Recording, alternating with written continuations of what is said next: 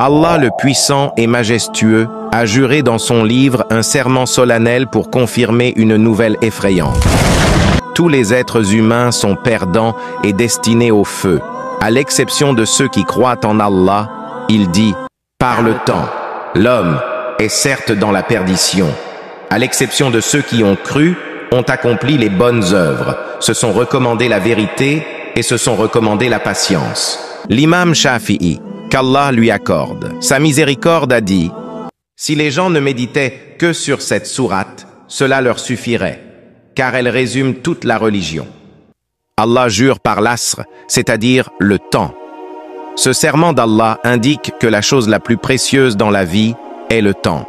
Allah, le béni et le Très-Haut, jure dans son livre par Al-Asr, qui est une de ses créatures. Il a le droit de jurer par ce qu'il veut parmi ses créatures. De même, le temps est le cadre des actions humaines, bonnes ou mauvaises, obéissantes ou rebelles, d'approchement ou d'éloignement d'Allah. C'est par le temps que le serviteur obéit ou désobéit à son Seigneur, qu'il entre au paradis préparé pour les pieux, qu'Allah nous accorde d'être parmi eux, ou à l'enfer préparé pour les égarés, qu'Allah nous en préserve. Le temps est également le cadre des changements et des bouleversements des conditions, du jour et de la nuit. Allah le Très-Haut dit, c'est lui qui a attribué à la nuit et au jour leur alternance pour qui veut y méditer ou rendre grâce. Sourate Al-Furqan, verset 62. C'est une leçon dont chaque être humain doit tirer profit à chaque instant avant que l'heure ne vienne et qu'il ne meure. En effet, le temps de l'homme, la période pendant laquelle il vit sa vie, est le moment crucial qui détermine soit sa perte par l'accomplissement de mauvaises actions, soit sa victoire et l'agrément d'Allah par son attachement aux bonnes actions et à l'adoration.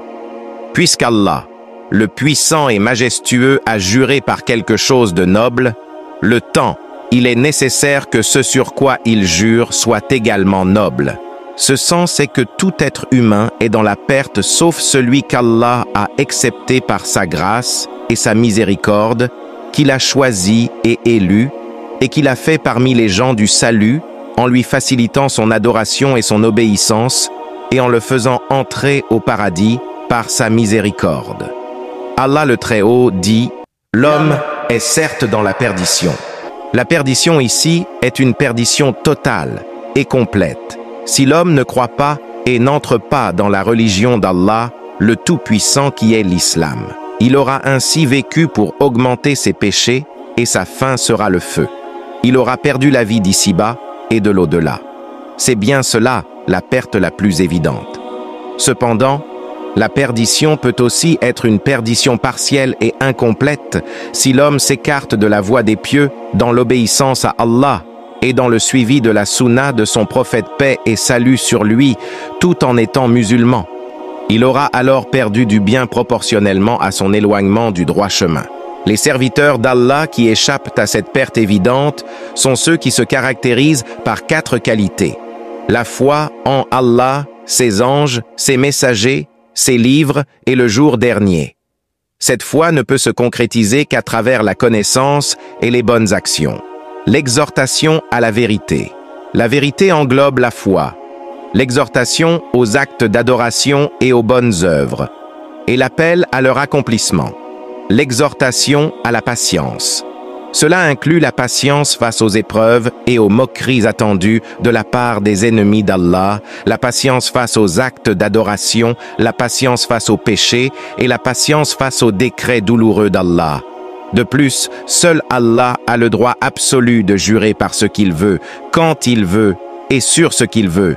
Quant à nous, êtres humains et créatures, il ne nous est permis de jurer que par Allah le Très-Haut. Il ne nous est donc pas permis de jurer par nos pères, nos mères ou aucune autre créature, car le serment est une forme de glorification. Et la glorification n'appartient qu'à Allah seul, sans associé.